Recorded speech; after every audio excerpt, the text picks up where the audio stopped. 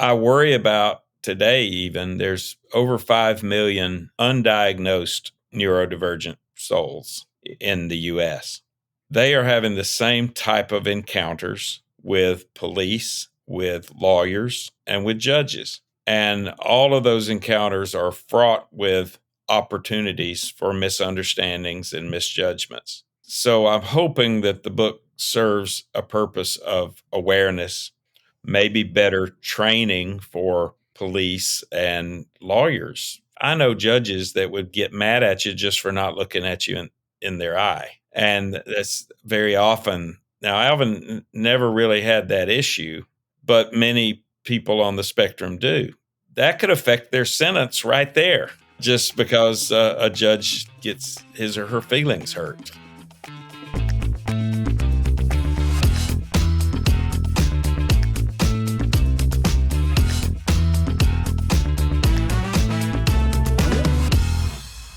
You're about to hear my conversation with McCracken Poston Jr., author of the true crime novel Zenith Man. Here's the cover image for those who are watching us on YouTube. So the full title is Zenith Man, Death, Love, and Redemption in a Georgia Courtroom. Throughout this conversation, we talk about one of McCracken's biggest cases, which was defending Alvin Eugene Ridley in his murder trial, where he's accused of murdering his wife, Virginia Ridley. If you haven't read the book and you don't want us to ruin the ending for you, I recommend that you pause the recording right now and come back after you've given it a read. I can attest that it's an excellent book, an intriguing story, and a great read. Now, for those of you who are still listening, you'll know that Alvin was misunderstood by his community and by the medical and legal responders who arrived on the scene the day of Virginia's death. Virginia suffered from epileptic seizures, and the cause of her death was asphyxiation. Because Alvin did not show the typical emotional reaction that the community, the medical, and the legal responders expected, they assumed guilt. They claimed that Alvin had held his wife captive and then somehow smothered her with a pillow. In fact, Virginia had been sleeping face down in her pillow when she had a seizure and suffocated. This was proven in a court of law, and years later, it was also revealed that Alvin was diagnosed with autism, explaining his neurodivergent actions and responses to situations. He is someone who thinks differently and communicates differently, and for most of his life, this was misunderstood. Next, you'll hear my conversation with Alvin's defense attorney, author of Zenith Man, Death, Love, and Redemption in a Georgia Courtroom, Mr. McCracken Poston Jr. He'll document the events and experiences from his point of view, share aspects that helped him reflect on his own life, share wisdom about how to be respectful, kind, and educated when dealing with all types of people. You'll learn that McCracken and Alvin developed a very strong bond and friendship through this situation, through their experiences, and it's a great conversation ahead. So I hope you enjoy. This is AudioLife, the podcast where we tell your story in your voice. I'm your host today, Carrie Purcell, and I'm really looking forward to our conversation today with a guest who is a criminal defense attorney, a former politician, an author, a father, brother, son, Mr. McCracken Poston Jr. McCracken, welcome to the show. Hi, Carrie. Thank you so much for having me. Oh, it's my pleasure. Now, people may already be familiar with your name, as you're well known for defending and acquitting Alvin Eugene Ridley, a man accused of murdering his wife and rumored to have kept her captive in his basement for some 20 plus years of his 31-year marriage. And this is a story you recount in your new book, Zenith Man, Death, Love, and Redemption in a Georgia Courtroom. It's a great book, by the way. I really enjoyed reading it. Don't you love how authors just happen to have a copy of their book behind them? I have giant versions. Big. I was trying to frame it, but you did a better job than I did.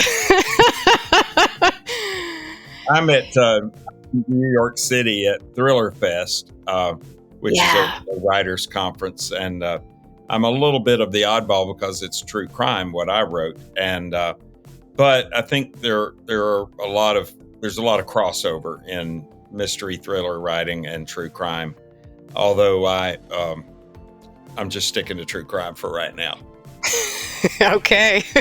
So maybe something coming in the future that you're already thinking about, but today we'll focus on true crime. And if I can add, for me, the story is your story. It's still very personal to you and your experience at a pretty pivotal moment in your life and your career, both your personal and professional life, actually. So you begin at the end of your first marriage and your first political career, but also the beginning of rebuilding your legal practice, your second marriage, trying the biggest criminal case at that point in your career. And I dwell on this because as much as it is a true crime story, to me, it's also a memoir of sorts. You're really sharing your view at this point in time. You talk about, your struggle with alcoholism, which brings up family dynamics and particularly your father's alcoholism and later his recovery, and some strange relationships with family, with your sister and your nephew. So there's a lot in there that's personal to you. What drove you to tell the story and to share it now? From the moment that Alvin Ridley and I walked out on that porch, which is kind of pivotal, the courthouse front steps, so pivotal in my life in so many different times of my life, I thought, man, this would make a great book. But it was just so hard to explain Alvin. So I wrote down anecdotes that were just great stories to tell people. And I wrote them down just so that I wouldn't forget details.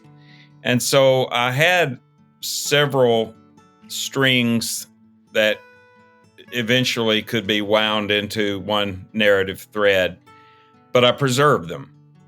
However, I couldn't explain Alvin, and that caused me some struggling. And so I would just give the story away to anybody that came along. One of the most regrettable characters in the book is a forensic pathologist that we found on the internet and we hired. Well, I get a call from the producers of Forensic Files, and they want to do a story on the book. And I said, wow, how did you find out about us? And they said, oh, and they told me that guy pitched it to them. And I said, he can't have anything to do with this because he almost blew it up. Well, they took the philosophy that since he pitched it to them, they had to put him on. And I was furious because he kind of misrepresented some facts. He made it sound like the artifact that was created by the coroner was a thing that was only discovered at trial, which it was known all along, and kind of enhanced his role. And I was so mad that I actually sent a dozen roses to the producer from him saying, thank you for putting me on TV when I nearly destroyed that case. I was so mad. What's interestingly is on Reddit recently, reconnected with that producer and admitted that those roses were really from me. I like your sense of humor, and yes. So there was a lot of buildup in the book to that character, who of course is a real life character. And part of that was because Alvin was so excited to have him in the trial, to meet him in person. You also noted, as you were describing it, that you found him on the internet. And I just want to point out that it was the very early versions of the internet. So so that in and of itself is a story, I think. It was 1998 with the dial-up. And, it sounds like cats fighting. And then, you're logged in. The other great expert, Dr. Wanamaker, I did my research on that computer to these medical abstracts. And I researched sudden death and epilepsy. I had to handwrite the URL. Right. So that I could hand type it back in because it didn't have a cut and paste function. So, there were a lot of hits and misses, but I kind of thought it interesting that here's a TV guy from the picture tube era. Let me show him what we've got now. So I would sit Alvin in the chair, take him to look for things, and he was just in awe. But when we found that Georgia-based forensic pathologist, Alvin got just uncharacteristically excited about his case. That was the first time. And of course, the whole thing was he wanted to create this non-crime scene in his house. He didn't tell me that's what he was doing, but he was very interesting in that witness coming to his house. And I thought, it wouldn't hurt. The DA is making a big deal about the bed having an impression on one side and not the other. And yet none of them have been to the house. So yeah, we'll have a witness that has been to the house. And then, I just want him to reinforce what we already knew, that Virginia died of a seizure. Alvin said that from day one. And so that's all I wanted the guy to do. And immediately when I put him on the stand and he answered the DA's question that he had been working on the case for months, he had been literally working on the case for a few days. I knew we were in trouble. Now, there were, again, it's a very honest book that you've written. So you talk about challenges, you talk about successes. At that point in the book, when that witness comes in to stand, is that the same day? I think in the book, it feels like it falls on the same day that Alvin also takes the stand. Is that right? Same day, the Thursday of trial. It was the most pivotal, eventful day. We went from the lows of that non-doctor to lunch, where Jesus showed up and countermanded my legal advice, which, by the way, Jesus gives pretty good legal advice. And but Alvin always held that right to testify. I just wish he had prepared me for it sooner. And not lunch before, we go back to court to wrap up our case. But Alvin testified beautifully. And the only problem was my forgetting to remember how literal he is. And so, unfortunately, I set him up for some answers that the DA made a big deal out of, such as, I wanted to finish strong. Alvin, tell the jury what you've lost here. And I'm hoping he's saying the love of my life or my only friend. And he says, oh, I guess the funeral bill. The DA, I could see him scribbling that down, and I thought, gonna hear that later. And sure enough, we did. Yeah, but it brings up such an important point, which you talk about throughout the book. Your father, I think, has a way of saying it that I think he says, Alvin just thinks differently, right? And then you, in your description through the book, you spend a lot of time learning how he thinks. I at first read it as emotional intelligence, a high emotional intelligence, but it's very strategic. So maybe that's just part of how you have to approach these cases. But you learned how he worked, and it started to make sense to you. And his answer started to make sense, and the way to work with him started to make sense in many ways. So you pointed out, for example, his transactional nature, and you learned that would actually get you what you needed. But it's such an important point that he did think differently. And during the time of the trial, that was noticed as an oddity and something that people didn't like or respect, but it wasn't acknowledged for a medical condition, and that wasn't part of your evidence. That didn't come up, though you did go and seek a psych evaluation. So talk to us about that, because that's a really important part of the story and the story today versus the story at that time. Well, this was 27 years ago when I started to advise and represent Alvin, and I didn't even remember. I probably repressed that at the same time we were doing an intervention on my father for his alcoholism. I drank because I was a boy that grew up thinking that's what men did. And I drank way too much, and I drank for a long time. Fortunately, I failed in having that switch that made me struggle like my father did. And that's just a genetic luck of the draw. I like to tell people I failed at everything, including becoming an alcoholic. But my mindset, of course, changed as I saw my father struggle with that. And it was at the hospital when he sobered up, when I shared with him, because I normally didn't share who I'm talking to, that I'm not officially their lawyer. But I shared it with my dad because he liked Alvin. My dad was notoriously a person who loved to deal with outsiders, just like the deals were better or something like that. And but my father was an extremely kind person. And so I shared with him that I was advising Alvin Ridley, and he said, son, people don't understand him, but he just thinks different. And sure enough, my dad was spot on with that assessment. But I was so frustrated with Alvin. First place, he seemed to never intend to let me in his house. The rumor mill was crazy, including in this tabloid that came out in 1998, around the time of his indictment.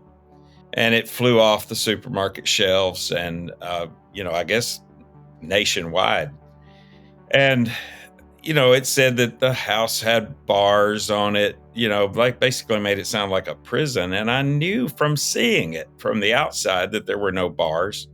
I also knew that it hadn't been painted in about 50 years, which was great because I could show that there were no marks where there used to be bars, that kind of thing. And I would try to explain that to Alvin, and he would just say, I'll think about it.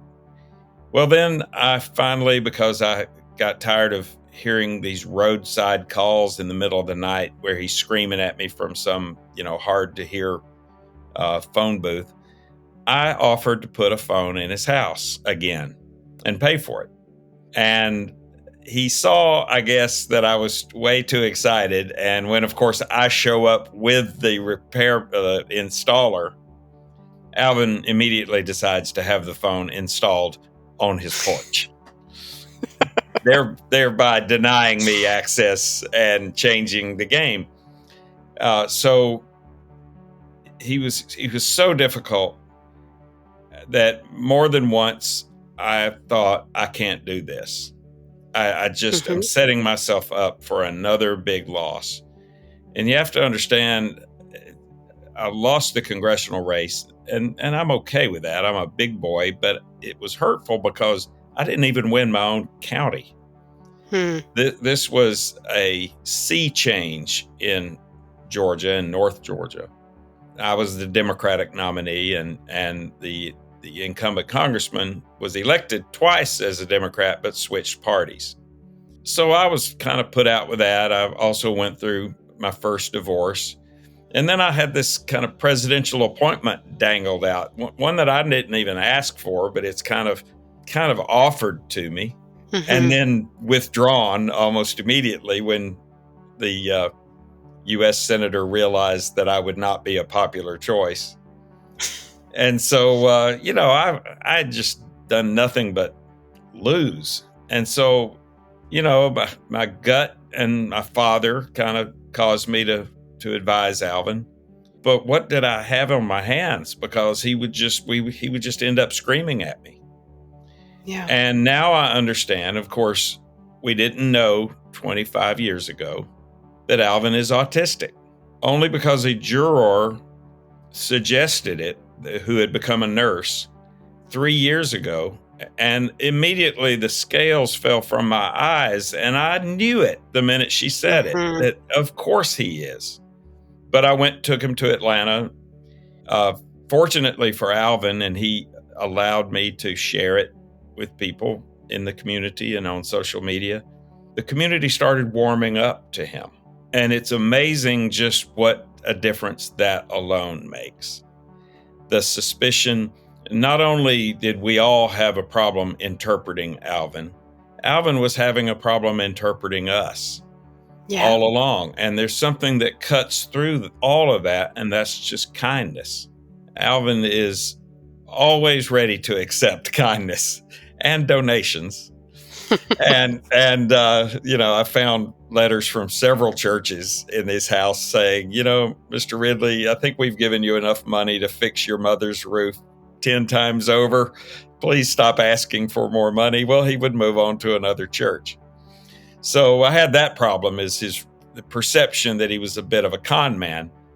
But you could tell that he wasn't applying it toward anything fancy, because he wore the same clothes all the time. He did not like to bathe. The attributes of a neurodivergent person. He doesn't like the feel of water on his skin. His very autistic mannerisms were used against him in the trial. His emotions did not seem to be where they should be for a guy who just lost his wife of 30-something years. And this was stuff that was used against him at trial. And looking back, I feel somewhat guilty for the difficulty I was presenting him. I'm micromanaging, keep the waters calm, adult child of an alcoholic parent. I didn't realize that and its effect on me until I was actually writing the book, which was very therapeutic, I might add. And my intention was not to go into all these family issues that I was going through, but I was simply wanting to try to remember when I took Alvin to see my parents, because my dad had a calming effect on Alvin. And one of my sisters said, well, I've got our late mother. I've got Mama's journals or diaries. And I said, well, yeah, let me look at that through that period of time. And then suddenly I'm plunged into this period of time that I had really just kind of compartmentalized. Our father's severe problems. And you know how when years go by, some kind gift in our brains is that a lot of the bad stuff is forgotten and the good stuff remains. So this kind of put me right back to where I was in 1997 and 98. We did our first intervention on our father. It was after he sobered up that I told him about that I was advising Alvin Ridley, and kind of got my father's approval for that, approval for Alvin anyway. I also realized and remembered this is probably what's made me a neurotic mess. And I was making demands of Alvin, don't rock the boat. Don't yell out at people. Don't, show up to court on time. Stay in the courtroom, just simple things that I thought he should understand. And he was extremely difficult. So he was having trouble interpreting my need for this calm and smoothness, and I was completely misunderstanding him. Yeah. It was really well described right now. And also in the book, we have this understanding that the community that he lived in didn't understand him. Not every detail of it, but we know that I think, you use the words that he was the town boogeyman, for example, and we have all of these other characteristics that come up from his childhood, his younger years, as he's perceived by the community. And then when this incident actually comes up between his actions on who to call and how to call them and when, what to do in this, what would be a shocking and traumatic situation, he's once again seen as not responding the right way. And that is seen as suspicious, actually, right? So there's this bias that's already brought in because they actually have some sense of who the character is, not his real character, but who they think he is based on just not fitting into society the way they expect him to, and then not responding the way they expect him to. And so you get multiple testimonies saying, well, we think he's guilty. We think it's suspicious. We think he's done something. We've also heard, this woman came out of nowhere. She's been locked in his house for decades, which of course is not true. And in the book, you do describe, and Alvin, through a few scenarios, you do describe why she chose to live a more reclusive life as well. Do you want to talk a little bit about that? Because you brought up the house, and she was in there for decades without people seeing her. And now for a word from our sponsors. Ready to share your stories and life philosophy? Or capture those of a parent or grandparent? Or maybe a corporate package is right for you to build connection across your workforce and add value to your clients. Visit audiolife.io today to learn more. Our listeners will get 10% off using discount code GIFT10 and order number AudioLife Podcast. AudioLife, where memories find their voice. Well, one of the things in the book, there is an article that her parents took out. There's kind of the top of it right there.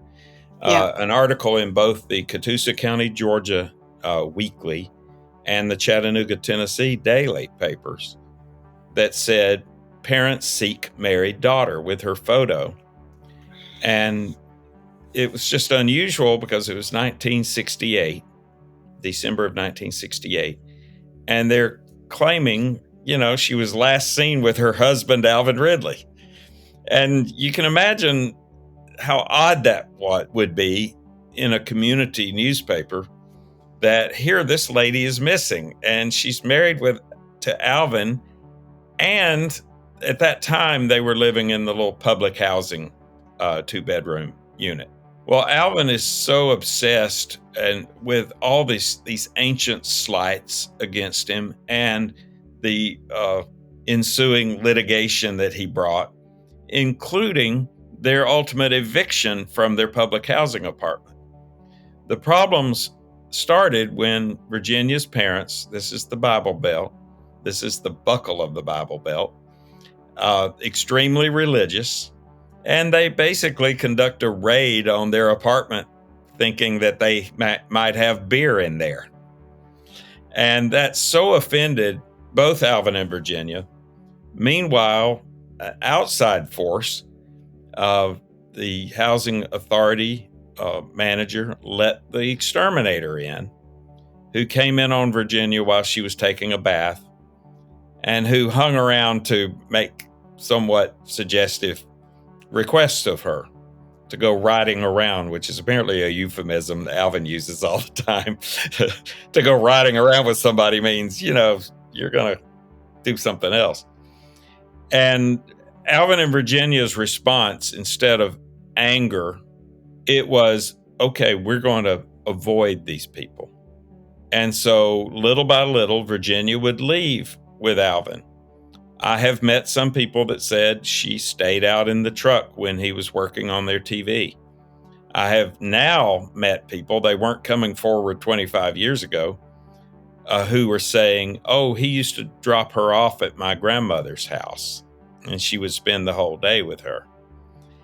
And so it was not just Virginia being alone somewhere. She was actually with several people while they were hiding out from the exterminator.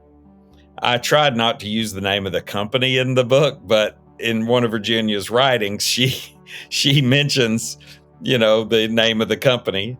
So it was just such an unusual situation, culminating in their eviction, September 15, 1970.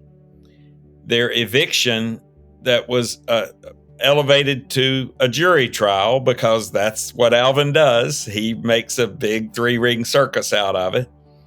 But fascinatingly, attended by Virginia's parents. Now, they had no business even knowing when there's going to be an eviction and a trial. And yet there they are sitting in the courtroom waiting to see their daughter. And Judge Painter, who was finishing his career as I was beginning mine, great judge. He was kind of a no-nonsense guy. And I know this because I interviewed one of the jurors from the eviction trial. And Judge Painter said, Mr. Ridley, send for your wife. And so this eviction trial on September 15, 1970, Virginia comes in.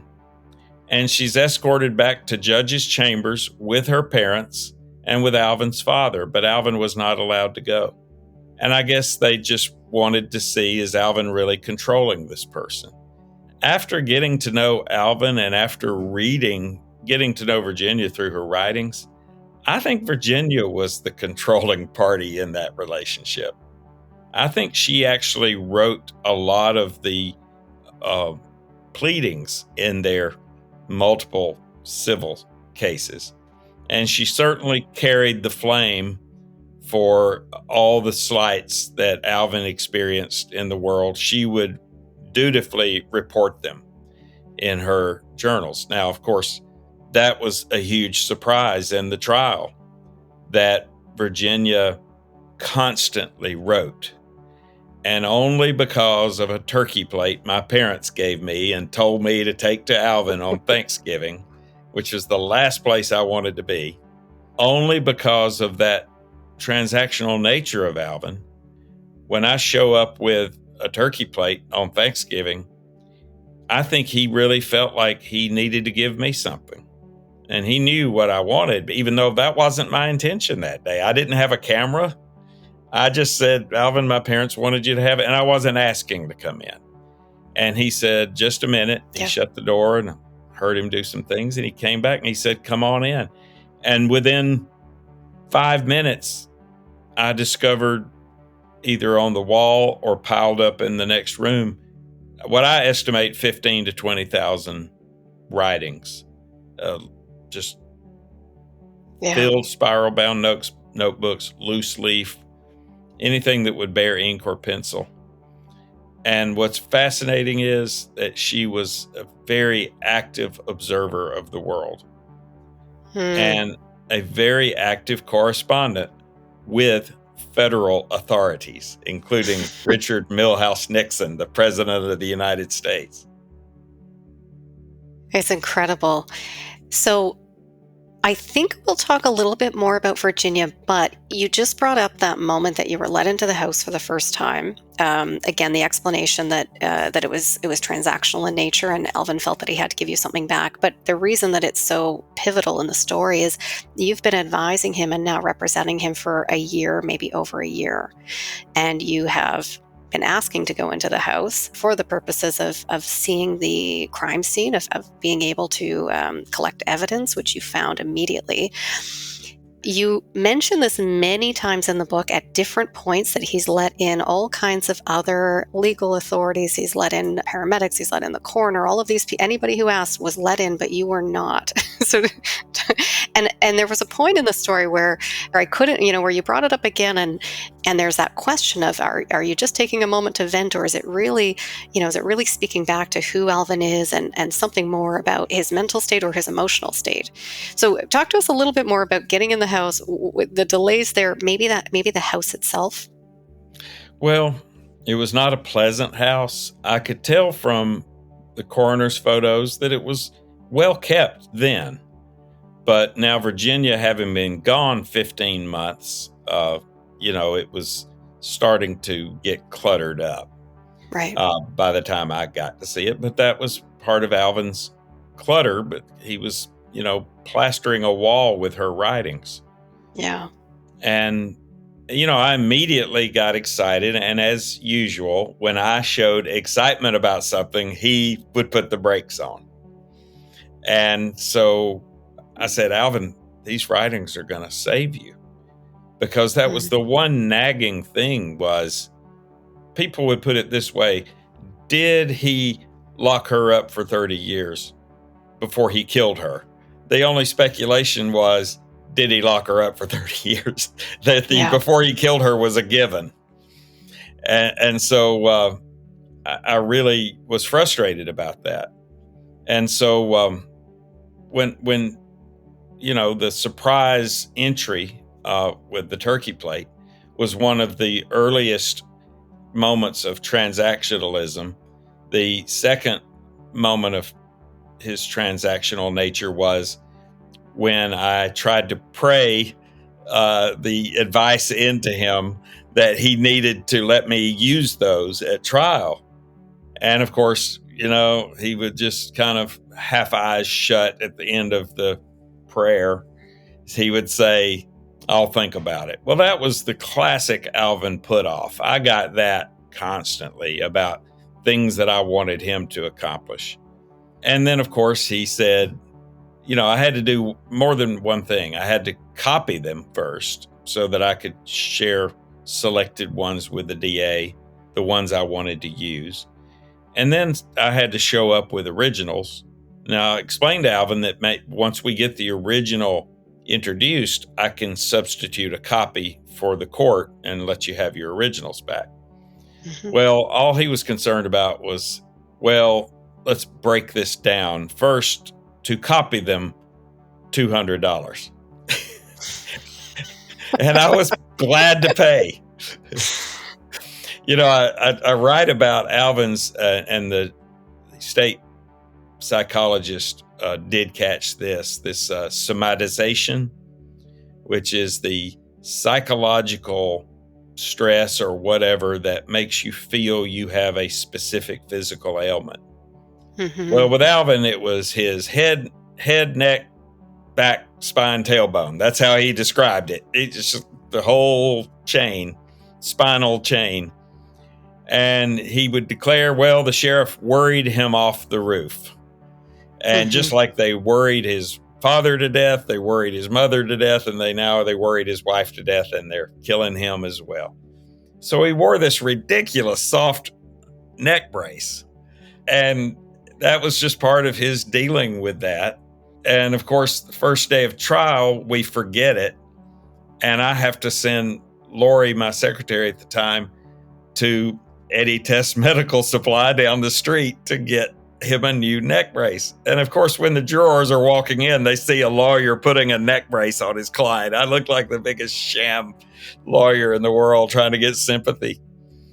So I happily gave Alvin money to copy those things. But sometimes, and just to make him more pleasant, I would say, Alvin, I'm going to give you a present.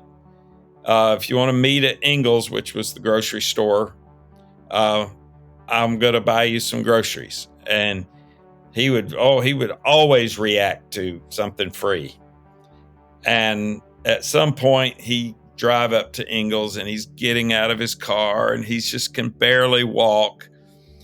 And I intentionally pass him by.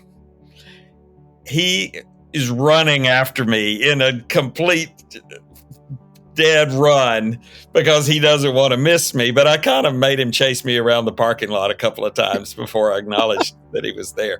And I didn't understand. Had I understood him, I would have never done that. But I was frustrated. I was so frustrated with him. I wanted him to realize, you're okay. You're running at a pretty good pace for a 56-year-old man. And actually faster than I can run, as he proved when he ran from the cameraman around the courthouse. Right. So it's with Alvin, he was so frustrating. And I was so frustrated. It was the call from the congressman, the guy who had vanquished my dreams. Alvin was in the office. Alvin was very excited that I was hearing from the congressman. He sat up straighter in his chair, which was a designated chair for Alvin. And he said, well, ain't you going to call the congressman back? And I thought, okay, I'll do this in front of Alvin just so he'll see I know a congressman. And first thing out of Congressman Deal's mouth was, keep Alvin Ridley away from my congressional office. So it was about Alvin, but not in the way that Alvin wanted it to be. So that's when I had to think fast, and I came up with that thing that I explained to Alvin, that the congressman said that both of us could not go to his offices. And I just thought misery loves company, and I don't want to be the one ordering Alvin to do something, because he would defy that. But if I made him feel that I was at risk as well to be arrested if he showed back up there, and I knew he was at risk, because what the congressman was doing, he was putting me on notice, and that's the first element for a criminal trespass charge.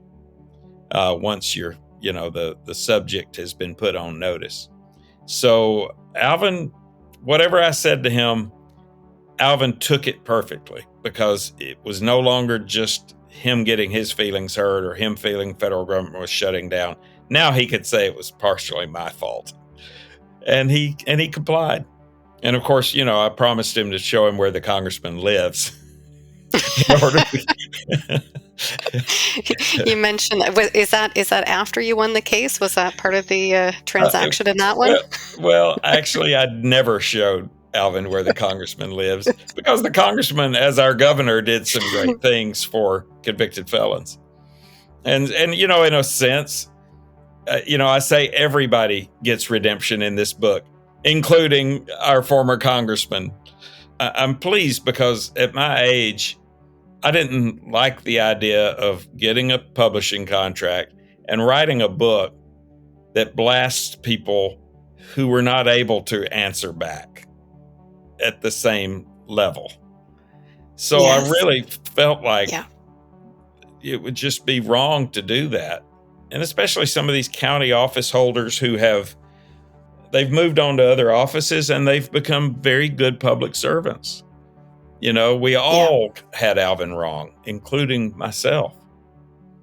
I was no better than any of them. My role was to get to know him and to help him navigate this process. But as I got to know him and I realized, this isn't a clear-cut murder case.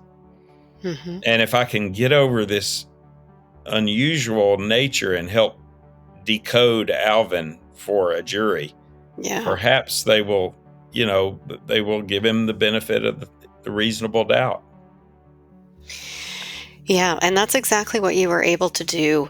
Again, without that autism awareness at the time, right? Without that diagnosis.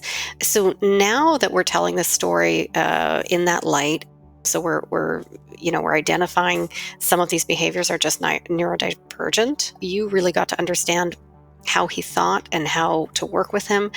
But talk to us about what that means for other people in Alvin's case, for people in your community, for the legal system. How do we understand this and work with it? How do we identify it? Well, I think any inspiration for the classic Southern Gothic eccentric in literature and movies and whatever, probably is someone who is on the spectrum. Yeah. And we're the ones that make them the boogeyman. Mm-hmm. And we're the ones who, people used to use Alvin to scare their children. Alvin Ridley's going to get you if you don't go to bed, Mm-hmm. And I've had people tell me that. And now I think they feel quite bad about it. And I hope they do. I think that's something that we shouldn't do to people. Yeah. But it's human. I worry about today, even there's over 5 million undiagnosed neurodivergent souls in the U.S. and who knows where else.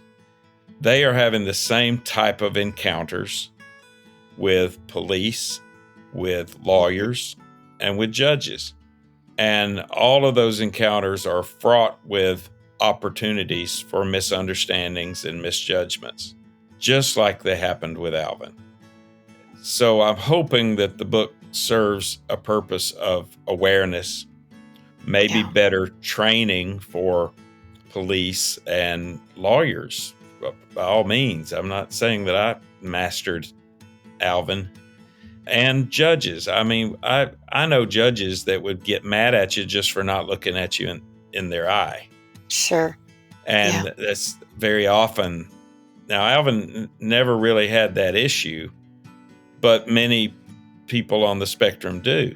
They have that, they're uncomfortable by that connection, eye-to-eye connection.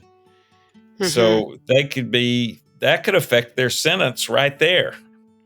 Because a judge gets his or her feelings hurt.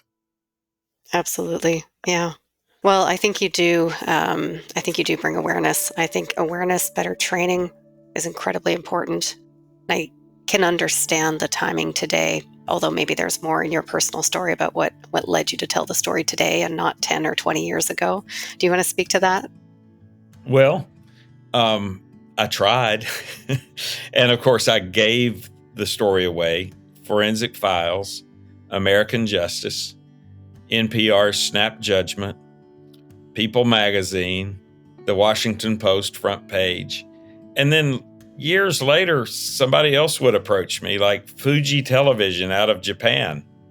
That was the only one that offered money. And they offered $500 for each of us to participate.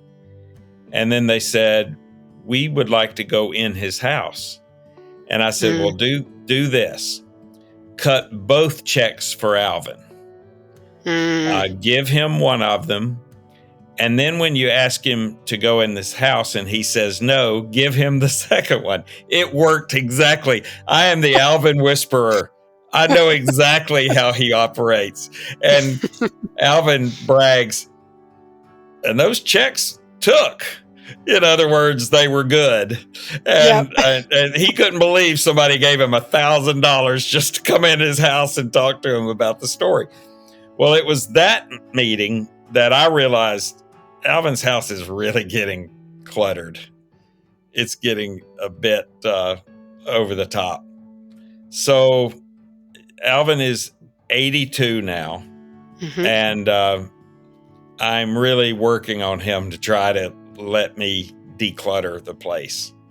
As we speak, Alvin is in the hospital. He has had some issues regarding kidney function that my secretary and I picked up on and took him to the VA and had a bunch of labs done. And he was told, come into the hospital. And so he's getting kind of leveled out there, but I know I've got to go back into that house before he goes back home to clean up some areas for him, to have room for a proper, perhaps a adjustable bed or something. Yeah. Took him on for life, but he did me, I would think it's like a bonding that happens between people who share a battleground or other traumatic experience that they survive. Alvin and I are like brothers now. And I would do anything in the world for him. And he, and it looks like I'm going to be called on for that as he, ages. Yeah. Yeah. I felt that it came through that, in the book, that you really did develop a relationship, a friendship, and as you say, even stronger, a brotherhood together from what you experienced, from you really getting to know how he works and working with him so that he felt accepted and so that he understood how to work with you as well. And it really came across as something very special that came out of this. Now I have to ask you, so part of that relationship, part of you kind of figuring out how to work with him was this transactional component, which often involved money or gifts. And early on in the book, you talk about how you wanted to be appointed to him so that he wouldn't have to pay for your services, but he had too much valuable property for you to be appointed, and how you'd have to be creative, but that you did take up expenses throughout the trial, throughout the case. So were you compensated? How did that end? The only thing Alvin had in his name was this dilapidated Zenith TV shop. Okay. It had a value of $30,000. It was in such poor shape. Well, all I wanted was to be secured with the money that I was having to pay out for him. Had I been appointed to represent him, I would have had access to county money that I could have just gone to the judge ex parte and said, hey, I need this expert. Hey, I need this second expert. And the judge would they approve those type of expenses. And the case right before Alvin's, the Joe Canada case, I was appointed to that case, and I got paid a lot more money by the county for that trial. But after the trial, when I would approach Alvin about, hey, why don't you get a loan on your building there and get me covered here with at least what I've paid out, Alvin would say, get it from the sheriff. Well, that made no sense in the world. But in Alvin's world, they falsely accused me, you need to get them to pay it. Well, that wasn't going to happen. But I still kind of let him drag that on because I knew that just the way he thought was different. And my dad was still around, and I would never do anything to hurt Alvin. But the city threatened to condemn the building because it had a freezer-sized hole in the roof, which all the elements were getting in, and it was starting to affect the adjacent building that was actually, they were built together at one time and then separated later. So they had some shared structure. And so I had to foreclose on Alvin's building. Okay. Well, I tore it down. I rebuilt a commercial building there, and I named it the Ridley Building. He's so proud of it because he went from the worst building in town to the best in town. I would never sell it because he considers it our building. And, even though a little coffee shop rents it and it doesn't quite cover the mortgage, I've gone on to had all of Alvin's poor teeth, long-suffering teeth, removed. And I've bought him dentures over the years. If you go to my TikTok, there are several videos of Alvin, some with teeth, some with his new teeth, and telling stories. And one of the reasons, with his permission, I would video him was I thought nobody's going to believe this when I tell it in the book. So I want them to hear it from him, such as the character salesman Sam's advice to him that he flee the Catoosa County courtroom and go to the federal courthouse in Rome. Those were the kind of things that I wanted to capture with Alvin's version of the story. Stay tuned for part 2 of my conversation with McCracken Poston Jr., where we talk about fatherhood, friendship, and his life philosophy. See you then. If you like what you heard today, consider recording your own AudioLife private podcast or giving one to a loved one for a unique and memorable gift. Today, AudioLife listeners will receive 10% off using discount code GIFT10 and order number AudioLife Podcast. Also, remember to rate our show and subscribe so you'll never miss an episode.